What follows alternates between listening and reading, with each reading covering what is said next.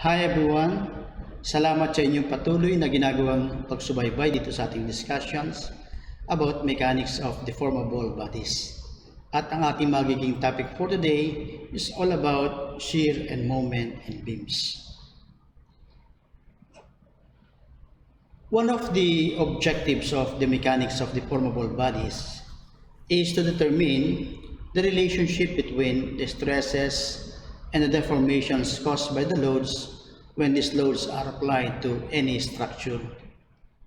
At napag-aralan natin na in axial and torsional loadings, we have observed that in most instances, because loadings are constant over the entire area or distributed in some definite amounts of components, the effects of loadings are the same at different sections of the beams. So, isa yun sa mga magandang nakita natin that when a body or material is subjected to axial or torsional loadings, okay, the effect of that loadings are usually constant over the different sections. And to illustrate that, let us imagine that you have here, okay, a member that is subjected to an axial loading called P. And we wanted to determine the effect of this P on different sections. Say for example, we wanted to determine the effect of that P on section AA, o kaya we wanted naman to determine also the effect of that P on section BB, or we wanted to determine the effect of this loading on section CC. Okay, you'll notice that the effect of this loading are the same as section AA, section BB, section CC. Kaya nga kapag in-explore natin yung section AA, you will find that this section AA will be subjected also to the same P, and that P will be causing a stress over this area. And that is also true kapag nag-explore tayo dito sa section BB. Ba? Kapag in-explore natin yan, then try to isolate that part, and we observe what will be the force acting or internal force acting on this section BB, we will find that it will be subjected also to the same magnitude of P, causing the same effect as what we have observed in section AA. At ganoon din, kapag tayo ay nag-take ng section sa CC, you will notice that when you explore this section, you will find that this will also be subjected to an axial load, okay, internal load, causing it to be subjected to stress. And if we consider that the same member is subjected to torsional effect, T on both ends, and we explore the same material on different sections such that we consider exploring section AA or exploring it at section BB, o kaya naman we explore natin siya at section CC. And you will find that the effect of this torque at section AA, at section BB, and at section CC will be the same. So that when we isolate section AA and consider the exploratory part, you will find that this section will be subjected to an internal torque T in the direction that will keep the body in equilibrium. Similarly, we will observe that the effect of the torque will be the same when we consider section BB. It will be subjected to internal torque T, causing the section to be subjected to a stress, which is the same as the stress when we consider the section AA. At ganun din, kapag nag-explore tayo na section CC, you will find that the exploratory section CC will also be subjected to torque T, which will also cause the same effect as that of the effect of the T in section BB or in section AA. However, for members that are subjected to bending loads, when you say bending loads, this means these are loads that are directed parallel to the transverse section of the member. Halimbawa, beams. Then the loading effect vary from section to section of the beam. Unlike in those materials or members that are subjected to bending, hindi yan katulad ng materials that are subjected to axial or torsional effect where the effect are the same at different sections. In members that are subjected to bending loads, the effect vary from section to section of the beam. And the effect of the loads on the beam are normally expressed in terms of shearing force and the bending moment.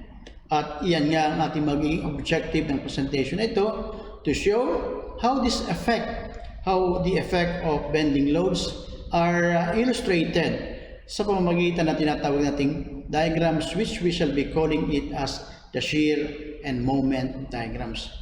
And the objective of this presentation is for us to understand how are we going to show the effect of the bending loading in terms of the shear diagram, and how are we going to illustrate the effect of bending loading in terms of the moment diagrams.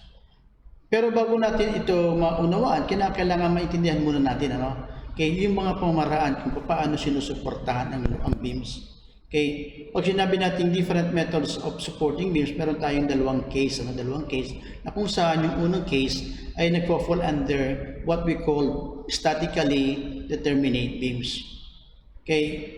Na kung saan pag sinabi natin statically determinate beams, ang reactions, ang magnitude of the force exerted by the reactions can be computed using the condition of static equilibrium. At meron nga tayo tinatawag ditong simple beam. Sometimes they are also called simply supported beams. And how do we show a simply supported beams or simple beams? Kapag meron tayong beam that are supported at one end by a roller and another end by a hinge, then we call this as a simple beam, or simply supported beams. You will notice that in this kind of beam, there are only two unknown forces exerted by the reactions, and these two forces can be solved using the condition of static equilibrium. That is why they are called statically determinate beams. The other form of supporting beams under statically determinate beams are those that are considered as cantilever beam. Pag sinabi natin cantilever beam, ito naman ay beam na sinusuportahan lamang on one end. However, the end shall be able or is able to resist moment. Aside from that, it is also able to resist the vertical loads. And for this loading, meron din tayong dalawang unknown dito, yung M1 and M2, which can be solved also using the condition of equilibrium. By applying the condition of equilibrium, we can solve both for R1 and M sub 1. And the other one, falling under statically determinate beam is that of the overhanging beam. Pag sinabi natin overhanging beam, halos katulad siya nitong tinatawag nating simply supported beam o kaya simple beam na kung saan lamang meron tayong extension beyond the support. When you see this length, that is extended beyond the left support or this extension beyond the right support, then we call this as overhanging beam. Similarly, these two unknown forces can be solved using the condition of equilibrium. The other case of supporting beams are those that fall under statically indeterminate beams. Pag sinabi natin statically indeterminate beams, ito naman yung mga beams na hindi natin basta-basta masosolve yung reactions exerted by the support if you are to use only the condition of static equilibrium. Kaya tinawag siyang statically indeterminate beams kasi if you are to use only the condition of equilibrium, then the unknown forces cannot be solved. Bakit? Kasi ang nangyayari kasi dito, mas higit na mas marami ang unknown forces kaysa doon sa equations of equilibrium na pwede nating gamitin considering the conditions of equilibrium. And we have here what we call a prop beam. Pag sinabi natin prop beam, it is similar in form as that of a cantilever beam. Ang naiba lang, at one end or at the end of the beam, meron pa siyang additional support.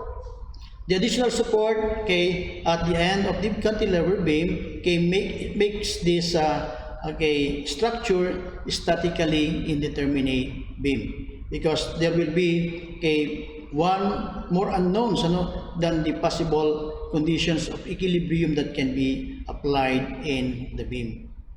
The second type of statically indeterminate beam is the one which we call fixed-ended or restrained beam. Okay, pag sinabi nating fixed-ended on both end of the beam, there are restrained support. Okay, but this restrained support are both able to resist the vertical loads and the bending moment. And as such, okay, the additional two unknown here makes this structure a statically indeterminate beam.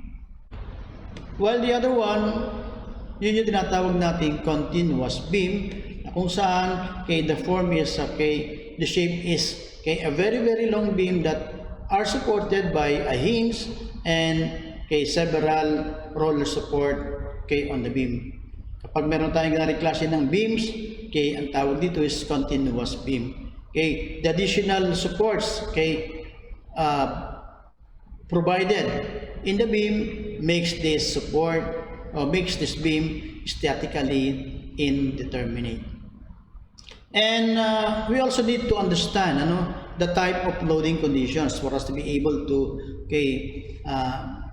explain or draw correctly the effects of this loading. We should understand the types of loadings that the beams may support. And one of them is called as the concentrated load. Pag sinabi natin concentrated load, it is the one that acts so small a distance over so small a distance that it can be assumed to be acting at a point. Kapag ang isang load ay nag-a-act over a distance that is very small, that distance may be assumed to be a point, then we call this as a concentrated load. Anong halimbawa? When you have this kind of loading condition, yung arrow nito, nag-i-indicate that this is acting over a very small distance, that the distance may be considered as a point. Somewhere here, somewhere there, or somewhere here. These are called as concentrated load. The other type of loading that we have is a distributed load. Ano naman itong distributed load? Kapag sinabi natin load that acts over a considerable length of the beam. So if it is already acting over a considerable, maybe it will be acting over the entire or portion of the beam. We call this as a distributed load. Pag sinabi natin distributed load, it can be uniformly distributed over the span. Kapag ang ating load is uniformly distributed, gaya ng pinakita dito, so this is what we call a uniformly distributed that is acting over the span. O pwede rin naman siyang over part of the length, pwede rin part of the length. So tingnan natin dito, pwedeng ganyan din lang siya, only a portion of the span is being covered by the load. Sometimes, distributed load may be acting over the span, but the loads vary and the variation may be uniform. Sabi nga dito, the distribution over the span may also vary, maaaring nagbabago, pero ang kanyang variation is uniform. So anong halimbawa ng uniformly, at ang tawag nga sa kanya is uniformly varying load. So anong halimbawa ng uniformly varying load? Tingnan natin ito.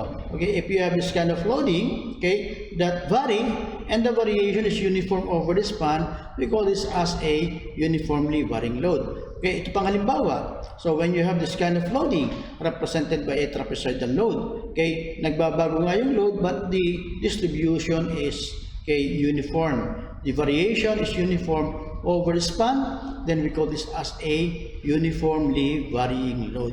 Sometimes, our distribution over the span may vary and the variation is non-uniform. Hindi mo ma-describe kung paano yung kanyang distribution.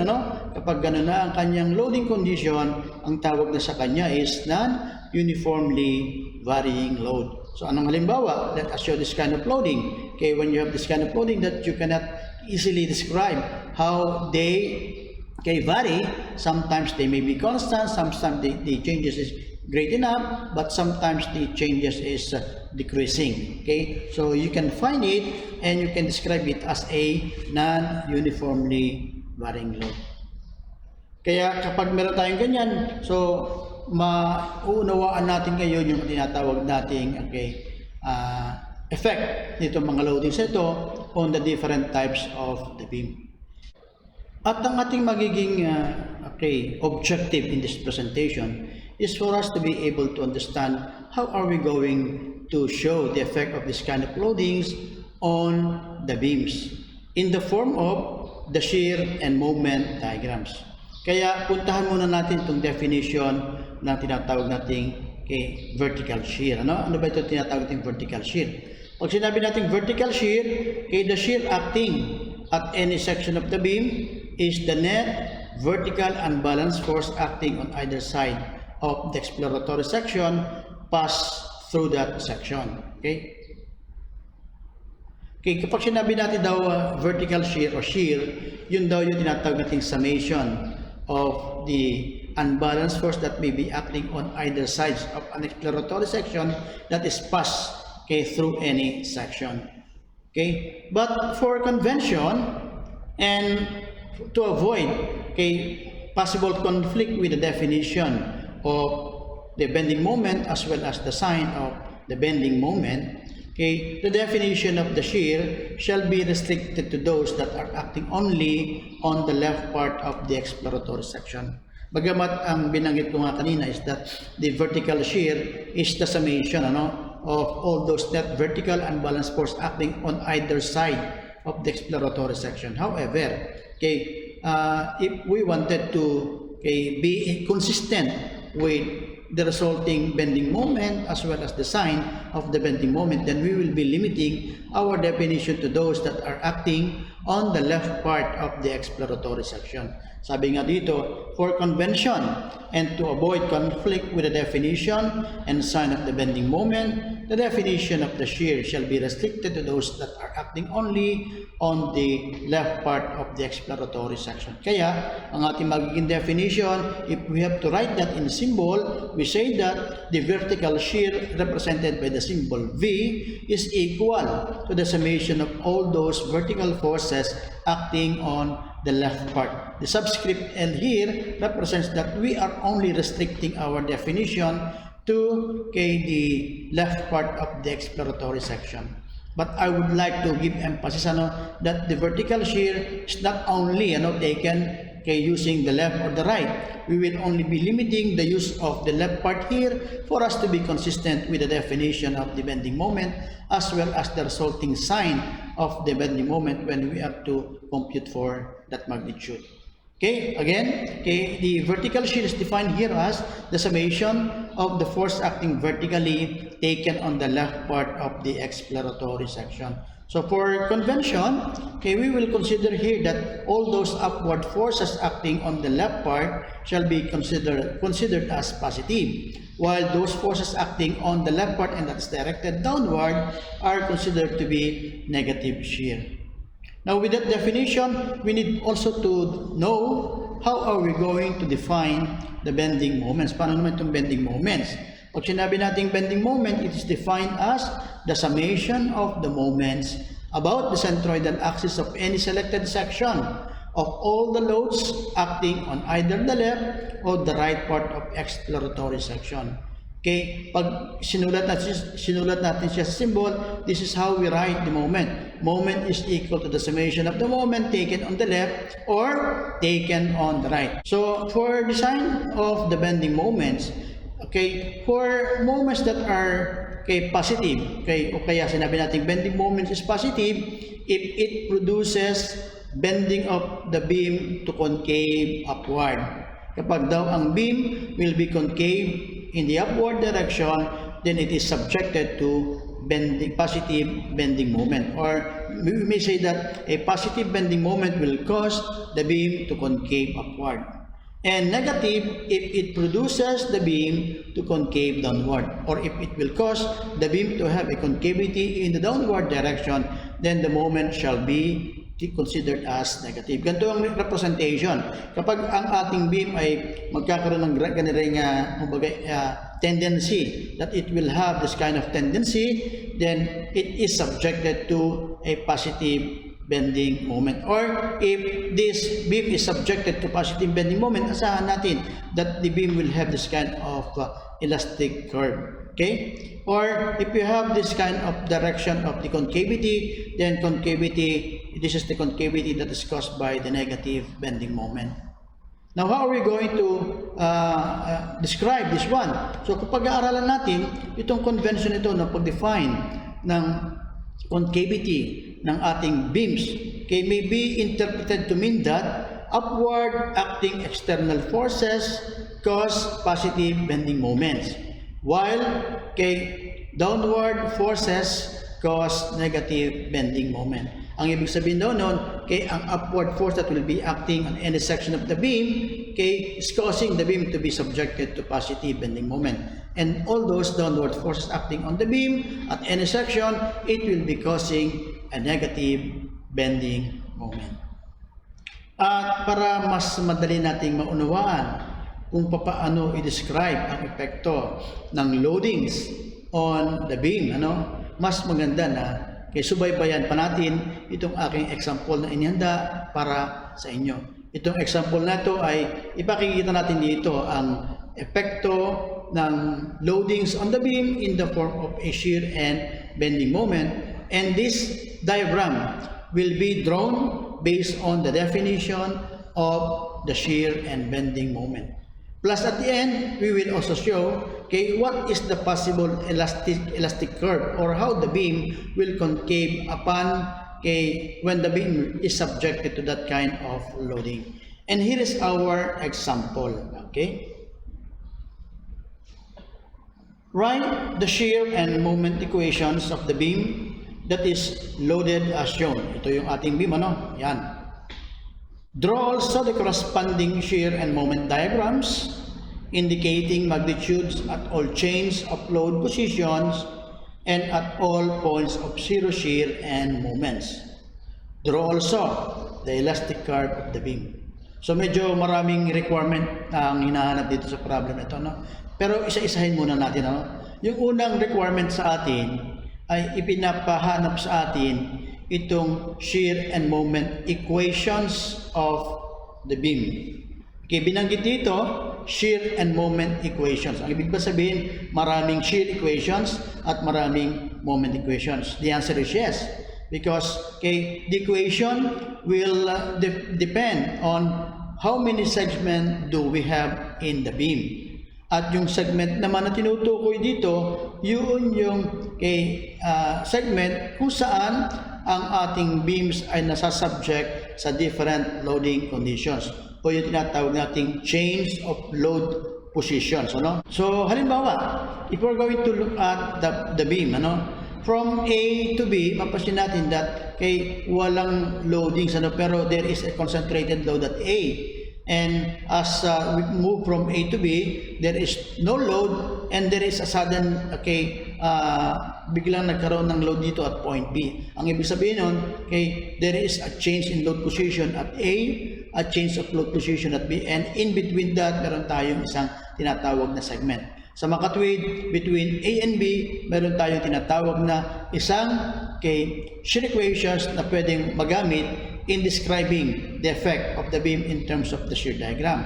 At meron din tayong tinatawag na isang moment equation that will describe the moment diagram between the beam or in that particular segment of the beam.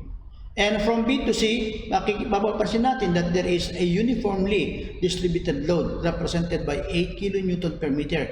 Ang ibig sabihin, at C, dahil dyan nag-end yung ating distribution ng load, ibig sabihin, C is another change of load position. And as such, point B and C is considered as another segment of the beam because there are change of load positions at this point. And because C is also the beginning of another distributed load in this particular case or instance, a uniformly varying load, diba? Therefore, and the uniformly varying load ends at point D, na kung saan magkaroon din tayo na tinatawag na reaction. Hence, point D is also called a change of load position. And as such, meron din tayo tinatawag na segment CD, it is the segment where the loading condition okay, vary from 0 to 6 kilonewton per meter. And a summary, meron tayo tinatawag na 1, 2, 3, 4 chains of load positions at meron tayong tinatawag na 1, 2, 3 segments. Yung segments na tinutukoy natin, segment AB, segment BC at segment CD.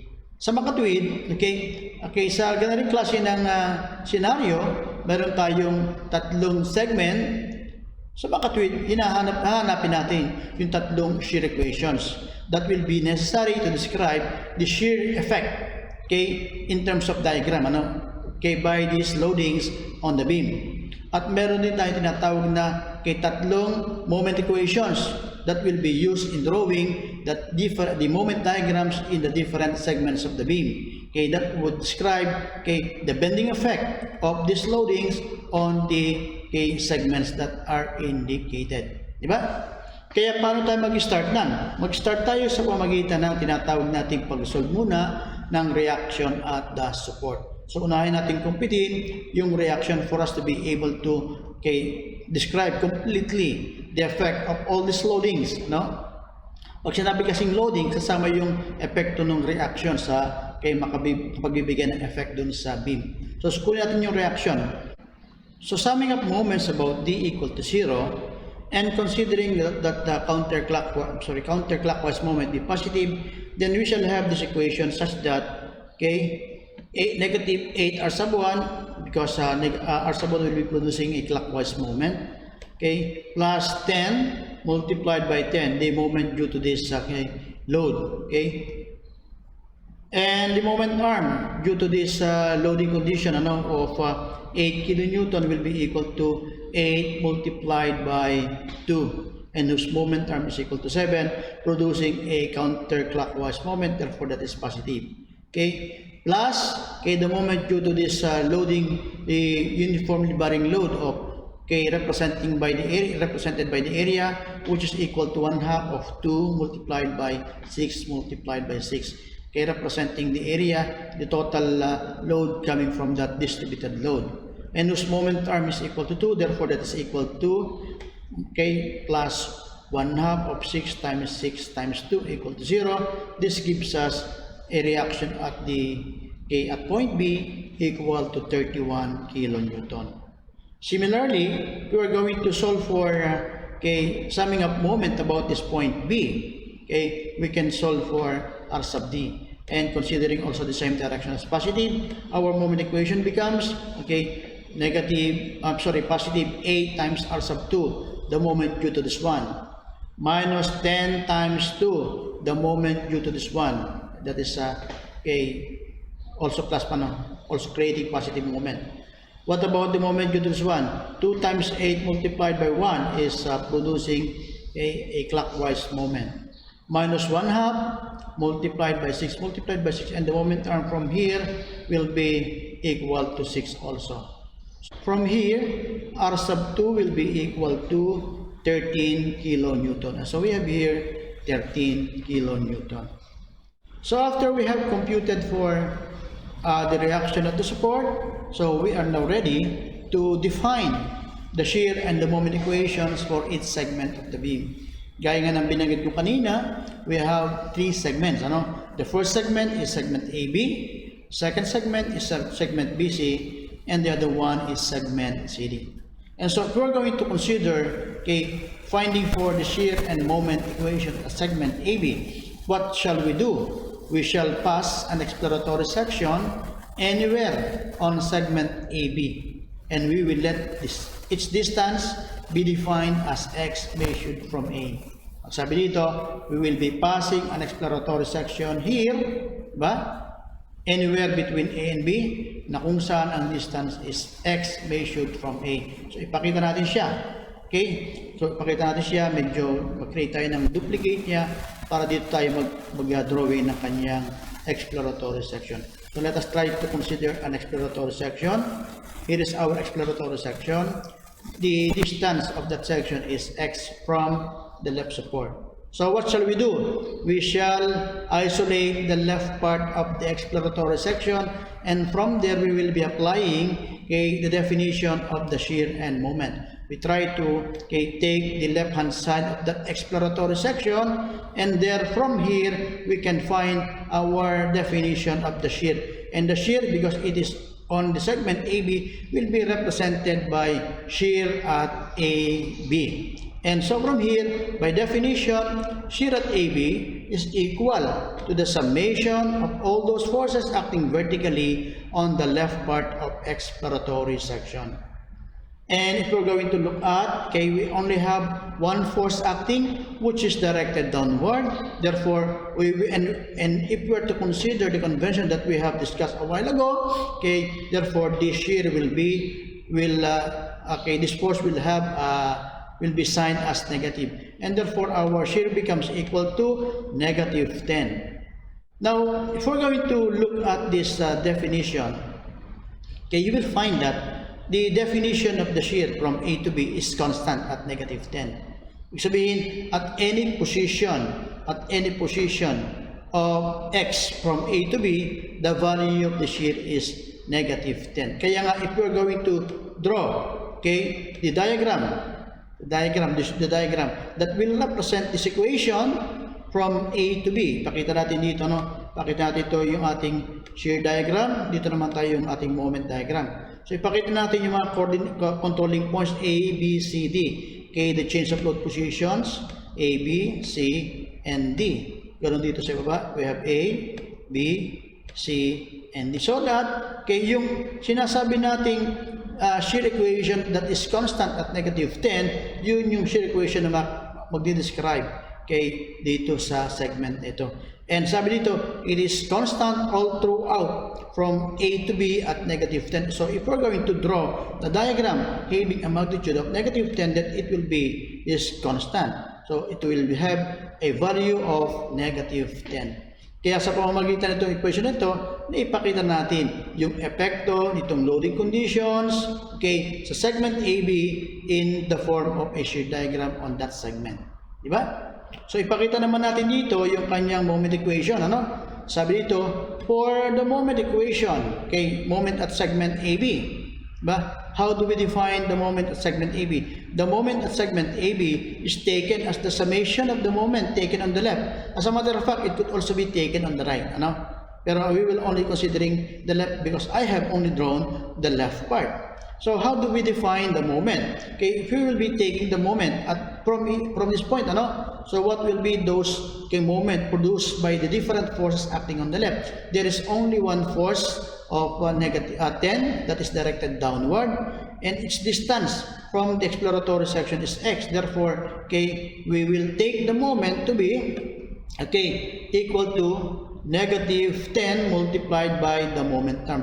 Why is it negative? Kasi in our sign convention that was discussed a while ago, sinabi natin dun sa convention na, okay, forces that are directed downward, okay, will have a negative moment. Or if we are to describe what would be the possible effect in terms of how this particular, okay, beam will concave with respect to this section, okay, when subjected to 10 kilonewton at distance x, how this part of the beam will concave? You would expect and you will observe that the beam will concave in the downward direction. Hence, this force will be creating a negative moment at this section, hence that magnitude of negative 10x. Now, if we're going to observe, this represents the equation that will describe what will be the bending effect of this beam, okay, or this bending effect of this loading on the beam.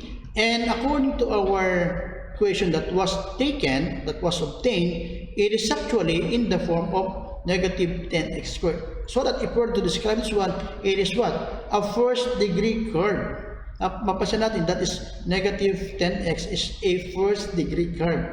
Kung first degree curve siya, anong nire-represent niya? It will be representing a straight line that will be valid for all values of x from 0 to 2. Dahil itong equation nito ay valid from A to B, na kung saan ang value ng x at point A is equal to 0 because we are talking of x here, di ba? So, the value of x at A is 0 and the value of x at B is 2. Therefore, this equation, the moment of AB, the moment at segment AB, which is negative 10x, is valid for all values of x from A to B. And the values of x are from x equals 0 to x equals 2. Kaya kung isasubstitute natin yung value ng equation, the value ng x dito, ngayon, if we're going to substitute the value of x when x equals 0, what will be our moment? Take note that when we are substituting x equals 0, we are actually talking of the moment at A. Therefore, we can describe it to be the moment at A, and this becomes equal to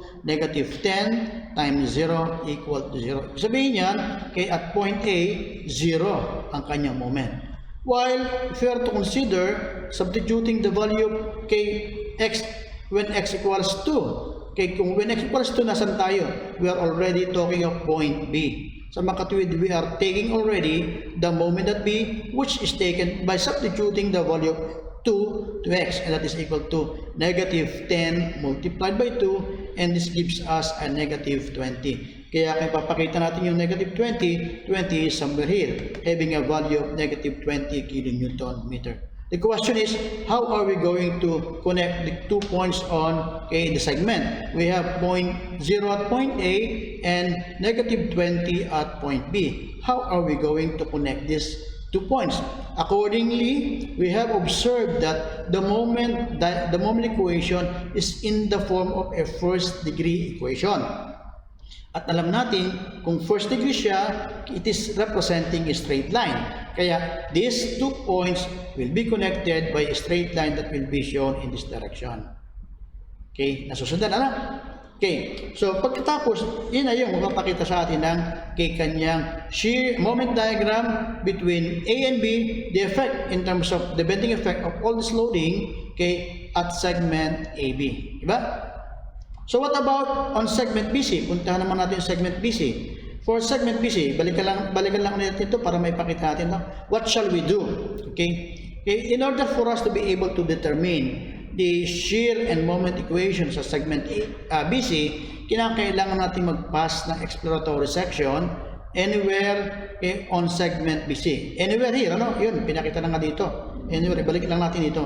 Anywhere on segment BC, and then its distance be defined as x again, where it would be measured. It should be measured from A. So we shall be passing an exploratory section here, and the distance of this section from A shall be expressed in terms of x. Diba? So kung x siya, kinakailangan may pakita natin dito, no, yung distance of all the other forces from this exploratory section. Kaya lamang, mas maganda kung i-isolate natin yung left part of the exploratory section. We isolate the left part of the exploratory section, ito yung ating makikita. Diba? And we will find that, itong B natin will be acting at this distance, whose value will be the difference between x and 2, because the distance of this section is x, B is 2 from A, therefore this distance is x minus 2. Similarly, itong ating rectangular loading on top was cut, ba? Naputol by an exploratory section. At ang makikita na lamang natin natira, naputol is this element whose distance is x minus 2. Sa makatuwid, there will be a resultant due to this loading that is cut, whose magnitude will be equal to 8 multiplied by the x over 2. Or simply, it will be represented by the area of that rectangle, whose base is equal to x over 2 and whose height is equal to the intensity of that distributed load. That will be equal to 8 times x minus 2. And the distance of which this resultant force due to this loading on top, that is cut by the exploratory section, will be at the center of this rectangle. So if it is x over 2, therefore this distance, makita natin dito, will be equal to 1/2 of x minus 2, diba? Or simply that is x minus 2 over 2. So that the definition of the shear, or the shear acting at BC, by definition, this being equal to the summation of all those forces acting on the left part of the exploratory section. And therefore, we try to find what are those forces acting on the left. We have this 31, and we have that, the load due to this rectangular loading. And therefore, this will be equal to, negative 10, representing the magnitude of this. plus 31 representing the magnitude of the reaction R sub 1, which is directed upward. And this will be negative a times x minus 2, negative because the direction of the force is downward. So if this will be simplified, we shall have the shear equation at BC, which is equal to 37 minus 8x. And again, let us try to describe this equation. This equation is a first degree curve that will represent a straight line. And this equation, since this is the shear from B to C, therefore it must be valid from all those values of x from B to C, whose value of x shall be from 2 to 4. Dapat itong equation ito, it will be substituted only by values of x from 2 to 4. So mga katwid, if we are to consider substituting the value of x which is equal to 2, nasaan tayo ngayon? If we are to substitute the value of x equal to 2, we are actually talking of the shear at point B. And the shear at B is equal to negative 37 minus 8 times 2, just substituting the value of the here. And this gives us a value of 21. Diba? Kaya yung 21, makikita natin dito, papakita natin dito yung 21, somewhere here yung ating 21. Ayun, yung 21, diba? So this will be 21. Whereas if we are to substitute the value of x, which is equal to 4, and we are already talking of our position C. Therefore, the shear that we will be getting is the shear at C. And when 4 is substituted in the equation, we have 37 minus 8 times 4 equals 5. At yung 5 will be drawn somewhere here. Ito yung ating 5 na makikita. Diba? And again, our concern is how are we going to connect these 2 points, the 21 and the 5. So going back to the definition, sabi dito, it is a first degree curvature. Therefore, it should be connected, this should be connected by a straight line. Kaya, it will be connected by straight line, the line that will connect 21 and 5, so that you will have here already your shear diagram.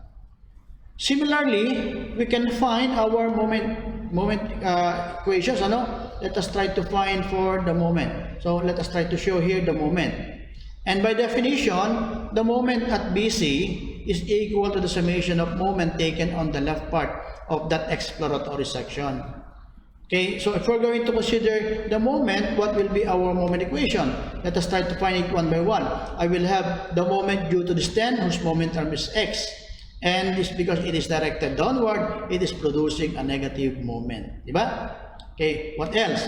Plus 31 multiplied by x minus 2, representing the moment of this vertical upward load, the load due to the reaction at the support. And whose moment term is x minus 2, kaya yan ay 31 times x minus 2. And positive because 31 is directed upward.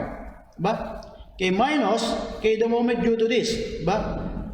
And the magnitude of the moment will be 8 multiplied by x minus 2, multiplied by the moment arm, which is equal to x minus 2 over 2. And this is negative because the direction of the load is downward.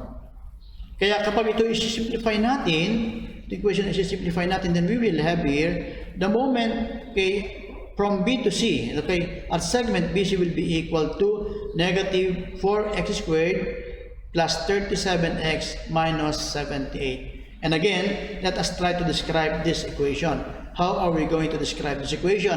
This equation is a second degree curve. So makatwid, it will be forming a parabola. It is actually a parabola.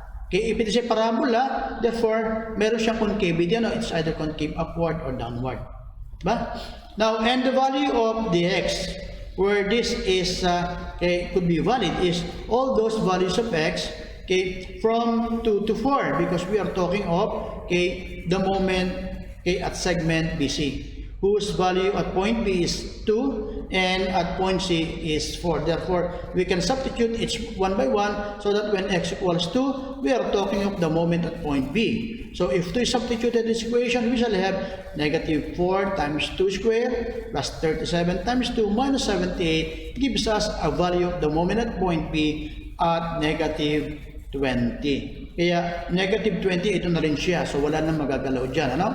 So, hindi ka na mag-move. It's already at this point at negative 20. However, when x equals 4, we are talking of the moment at c. So, when x equals 4, then the moment at c will be at negative 4 times 4 squared plus 37 times 4 minus 78. This gives us a value of the moment at c of positive 6.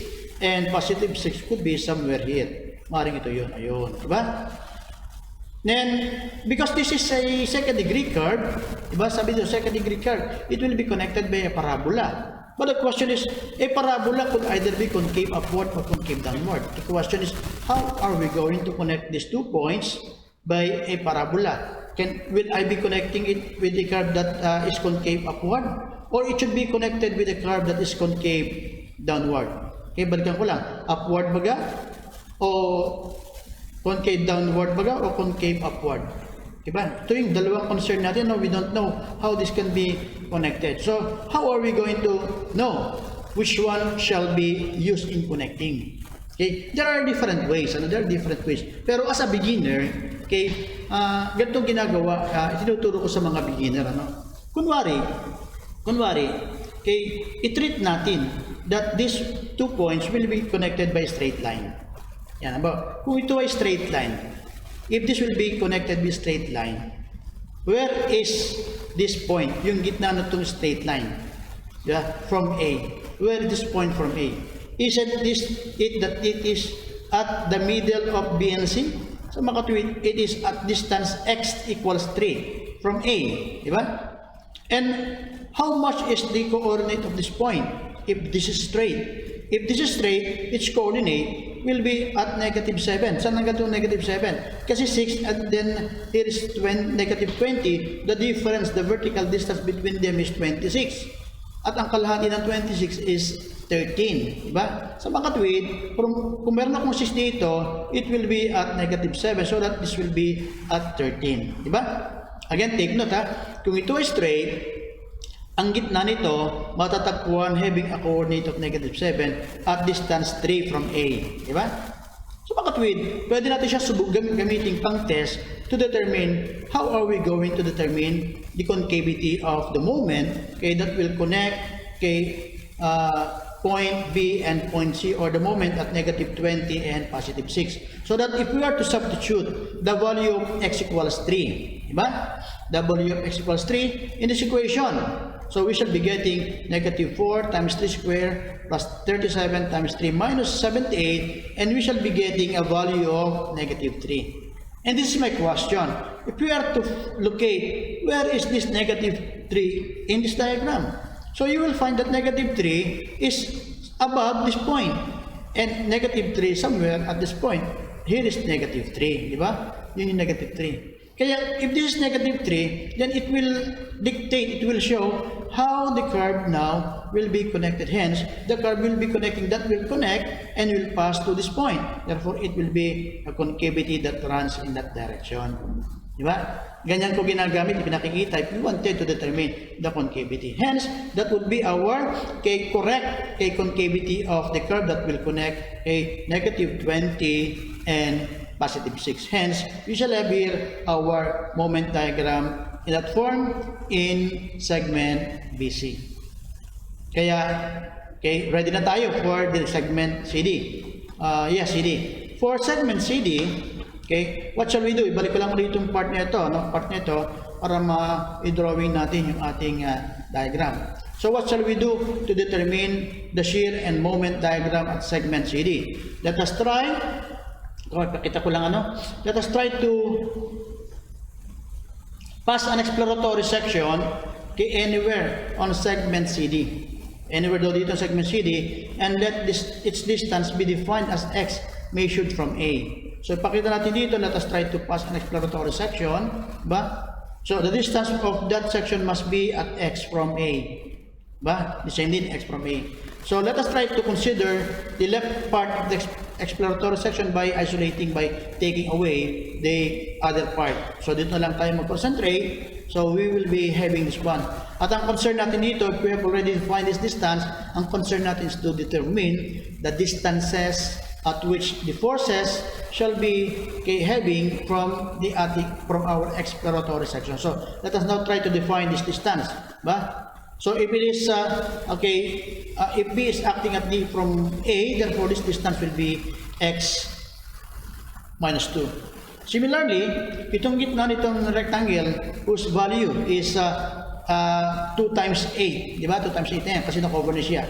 The value of the distance of this 2 times 8 from this side will be equal to x minus 3 because this will be acting at 1 meter from the left, from this part, and therefore it will be 3 from here. Therefore this becomes x minus 3.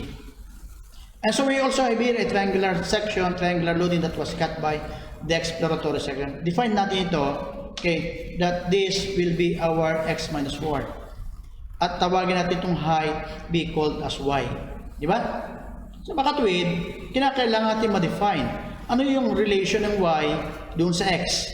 But considering that you have here a triangular loading, so we need to express the relation of y in terms of x.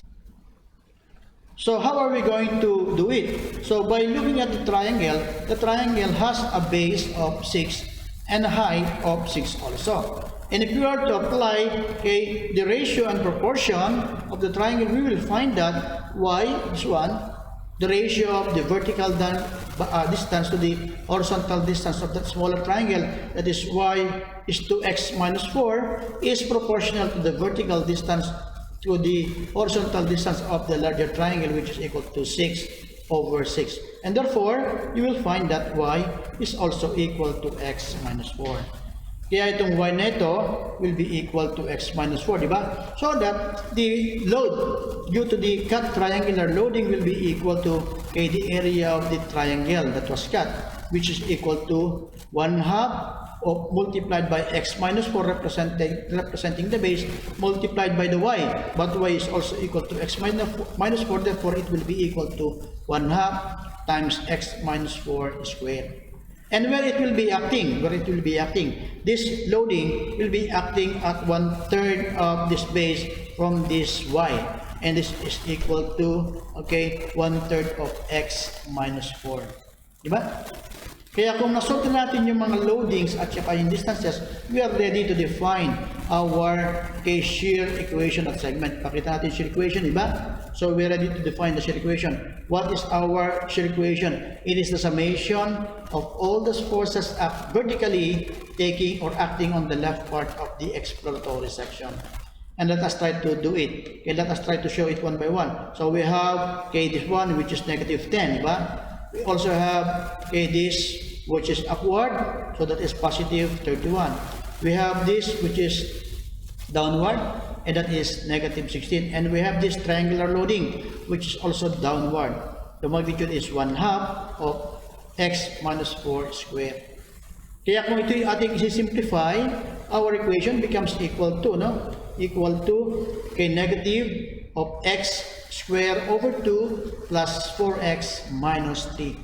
And if we're going to describe this equation is a second degree curve that will be valid for all values of x from C to point D, diba? That is valid for all values of x from C to D whose value is equal to x minus 4 and x equals 4 and x equals 10. So that if we are to substitute the value of x when x equals 4, we shall be getting the value of the moment at C. And therefore, the moment at C will be equal to -4 squared over 2 plus 4 times 4 minus 3. And simplifying, we shall have the shear at C which is equal to 5. And you will find that it is also the same at this point. Whereas if x equals -10, the value of shear will be equal to -10 squared divided by 2 plus 4 times 10 minus 3 gives us a value of -13. So if you will be finding that -13, it will be somewhere here. Ayun, -13. And our concern is again to connect how these 2 points will be connected. They should be connected by a second degree curve as shown here. And when I say second degree curve, pwede uli yan na it could be a concave downward curvature or concave upward. Pwedeng downward, upward, di ba? We don't know. But how are we going to correctly know the direction of the concavity? Gaya na pinakita ko kanina, we try to imagine that this is connected to the straight line. Kung straight line yan, nasa ang gitna nito? Ang gitna nito is at x equals how many? This is 3, and that is 4. This is at x equals 7. And we would expect that the coordinate of this, or the vertical distance of this, will be at, what is this value? 5 and 13, so you have 18, di ba? So this will be 9, so this will be at negative 4. Yun, negative 4 yan. Di ba? Negative 4 at distance of x or 7 from KA. So that when we substitute the value of x equals 7 in the equation, we shall be getting the shear at a point 7 distance at x equals 7 from A. And the value will be negative 7 squared over 2 plus 4 times 7 minus 3 gives us a value of 0.5. A positive value 0.5. Nasa ba itong positive value? It is still above the x-axis. Narito pa siya sa x-axis, di ba? So, kung narin sa x-axis na ito, so makikita natin ngayon yung ating concavity. A concavity, a curve that should pass and that should connect the 2 points 5 and 13 and should also pass the point 5. Sa makatwid, we would expect that it will be connected by a curve in this direction, di ba? So, yun yung makikita natin. Kaya, assured tayo yung kanyang shape ng shear diagram. And so, we shall have here the shear diagram in this manner. Okay? So, what is very, very important because in the problem, kung napansin natin, ipinapahanap din sa atin itong points, the values at all the points when the shear is 0. Ibig sabihin, we need to compute where is this point when the shear becomes 0. Diba? So because we already have here the shear diagram, and we need to define where is that what is that value of x when shear is equal to 0. Therefore, we substitute that magnitude. We solve for the position where shear becomes 0, and that can be done by substituting 0 to the equation. And so from here, we shall be getting a value of x of meron tayong mga kondalya. We will be getting x equals 8.33. From that. So ito ibig sabihin 8.33 from point A, di ba? From point A. So ito yung distance nito. 36 pala. 8.36 from point A. That distance will be 8.36. Diba? So after that, what shall we do? We shall be getting for the moment equation. Yan. Solving for the moment at segment CD. Ito yung ating moment, di ba? And we define that moment to be the summation of moment taken on the left part of the exploratory section. With the definition that the moment will be the product of the moment arm at the force multiplied by the moment. So I have here 10 multiplied by x, and that is negative, diba? What else? So you have 31 multiplied by x minus 2, and that is positive. Yun. Also have 16 multiplied by x minus 2, and also that's negative, diba? And finally, we have here the value, the moment due to 1. 1/2 of x minus 4 squared multiplied by 1/3 of x minus 4, and that gives us this value. A negative because the value, the direction of the force is downward. So when we simplify this equation, we shall be getting an equation that is equal to negative 1/6 of x minus 4 cubed plus 5 times x minus 14. So, anong equation mapapansin natin meron tayo? So, our equation is a third-degree curve. A third-degree curve that would be valid for all values of x from x equals 4 to x equals 10. Di ba? So, how are we going to draw it? So, let us try to find when x equals 4. What will be the value of the moment? We are talking already of the moment at C. And we will be getting a value of 6. So we will be getting the same point as the previous point that we have. And when x equals 10, we shall have here a value of negative 1/6 of 10 minus 4 cubed plus 5 times 10 minus 14, and you will find that the moment at D will be at 0. So this becomes 0. And there is an interesting point here, because we will find that we have observe one point where the shear becomes 0. So if we will be taking, okay, the value of the moment at that point, okay, when the shear is 0, that is at x equals 8.36, you will find that, okay, you will be getting a moment which is equal to positive 14. We shall be having here a moment that is positive 14. And so there is no need for us to define what is the concavity of the curve, because we already have 3 points, and we would expect that the curve will be a curve that will be tangent, or that will pass to the 6, 14, and 0, so that our curve will be running in this direction. Ayun. Diba? And so you have this, okay, concavity. And you will notice that this moment, which is the moment at x equals 8.36 when the shear becomes 0, which is K14, is our maximum moment. So in order for us to draw the elastic curve, because it is also required that the curve must be drawn, okay, remember that the positive moment indicates that the beam will concave upward, and the negative moment will indicate that the beam will concave downward. And you will find that mula sa A to a certain point here, mula dito hanggang dito, diba? Okay, the moment is in the negative. So the moments are all negative.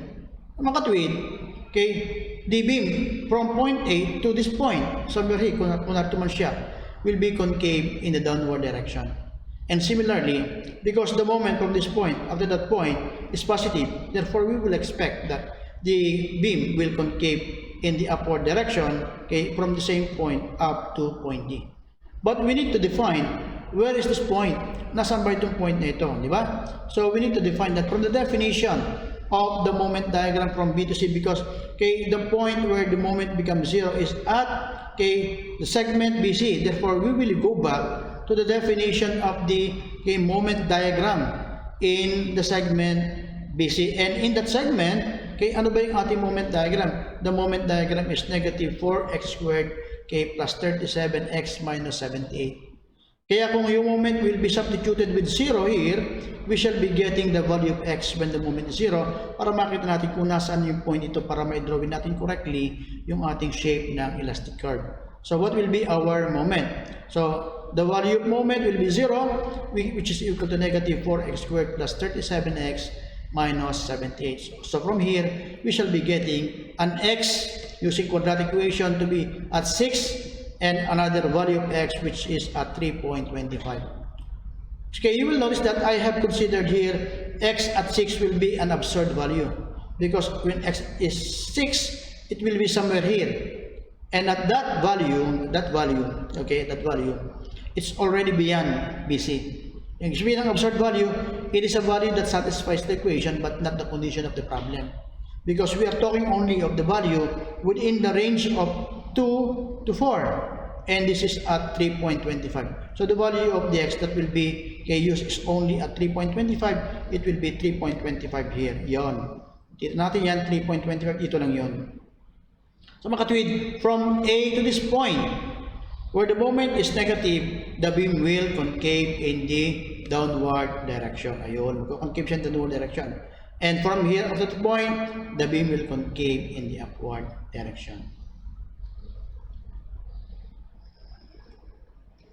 So guys, yan yung ating napag-aralan. How are we going to draw, okay, the diagram, particularly the effect of the loadings on the beam in the form of a shear and moment diagram using the shear and moment equations. And I hope that you are able to follow our discussions.